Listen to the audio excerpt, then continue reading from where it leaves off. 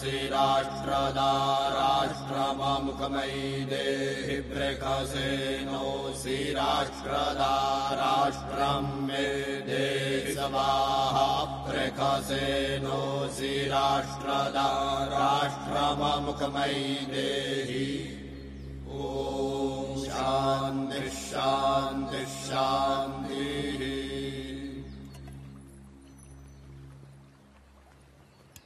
మహారాజా, అనితర సాధ్యమైన ఈ మహాయజ్ఞంలో ఆఖరి ఘట్టం ఆసన్నమైంది. అది అగ్రపూజ.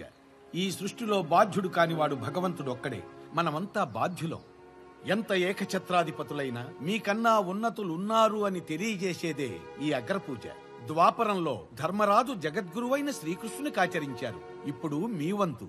మిమ్ము మించిన వారిని ఎంచి మీ దంపతులు అగ్రపూజ చేసి ఆ సింహాసనం మీద కూర్చుండబెట్టాలి. అమ్మకి అగ్రపూజ. అగ్రతాంబూలాన్ని మా అమ్మకిస్తున్నాను. ఇది అధర్మం, అశాస్త్రీయం.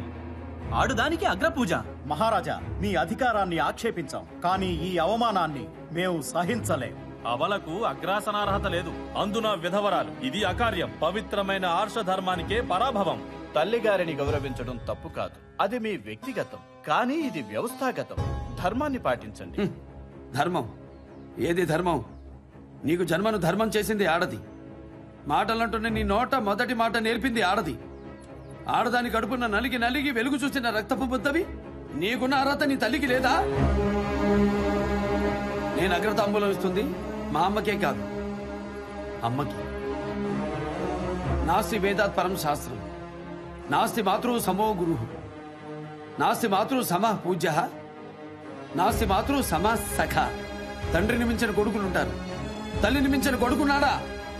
ఉంటే చెప్పండి, అగ్రపూజనిస్తాను. నీవా నీవా నీవు నీ తల్లిని మించిన బిడ్డవా? తల్లిని మించిన దైవం, తల్లి పేరుని మించిన గౌరవం ఏ వ్యక్తికి ఉండదు. దానికి ప్రతీకగా ఈ క్షణం నుంచి గౌతమీపుత్ర శాతకర్ణిగా ఈ గడ్డను పాలిస్తాను. నా బిడ్డ వాసిష్ఠి పుత్ర పులోమావిగా నన్ను అనుసరిస్తాడు. జయ హో గౌతమీపుత్ర శాతకర్ణి, రాజరాజ గౌతమీపుత్ర శాతకర్ణి, శాతవాహన సింహం గౌతమీపుత్ర శాతకర్ణి, వీర గౌతమీపుత్ర శాతకర్ణి.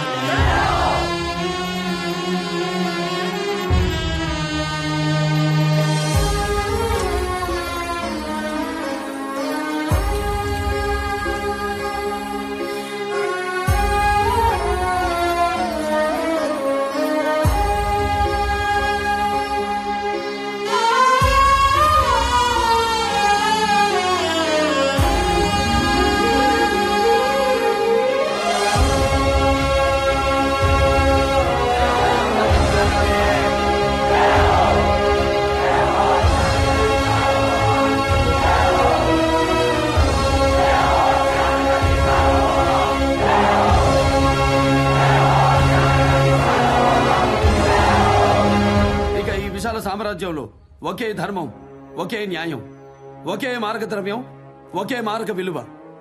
అంగదేశపు పంగడాలు కళింగలోనూ కొనవచ్చు, కోసల దేశపు కాయగూరలు కుంతలలోనూ అమ్మవచ్చు. రాజ్యానికి మధ్య వందల క్రోసులు వ్యర్థంగా పడి ఉన్న బీడి భూములన్నీ బీద రైతులకు తారాదత్తం చేస్తున్నాను. ఇక అఖండ భారతం అన్నపూర్ణ కావాలి. ప్రతి పల్లె ఓ ధాన్య ఘటకం అవ్వాలి. ఇది శకారంభం. భరతకండే భరతవర్ష అంటూ ఈ జంబుద్వీప కాలమాన పట్టికలో ఈనాటి నుండి శాలివాహన శకం ఆరంభమవుతుంది. ప్రతి ఏటా ఇదే రోజు యుగానికి ఆదిగా ఉగాది పర్వదినం అవుతుంది.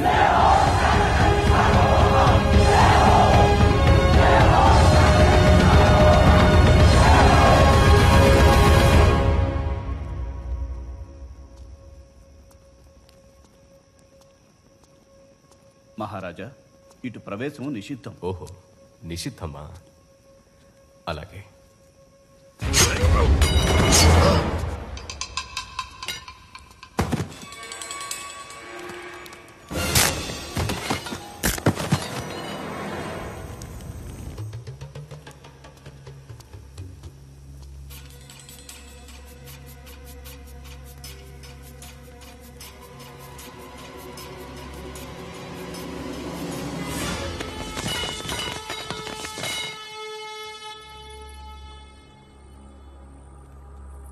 ఇక్కడున్నారా?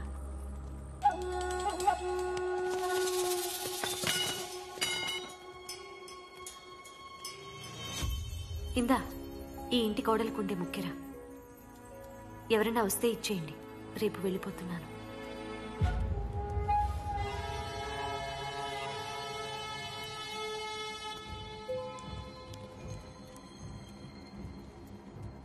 ముక్కరిస్తే చెల్లిపోతుందా?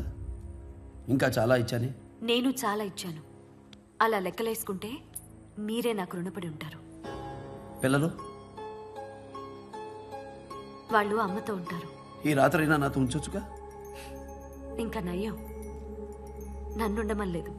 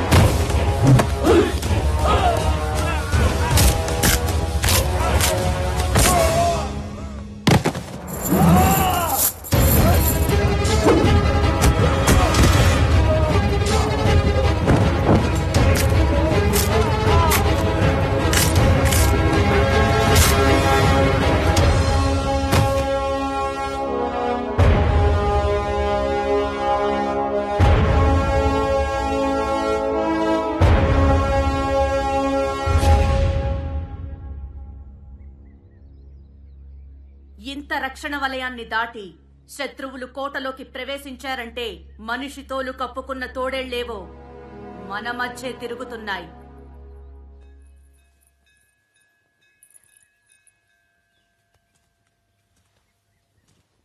మహారాణి, నీ భర్తతో కలిసి మా అమ్మతనాన్ని బ్రతికించిన మాతృమూర్తివి.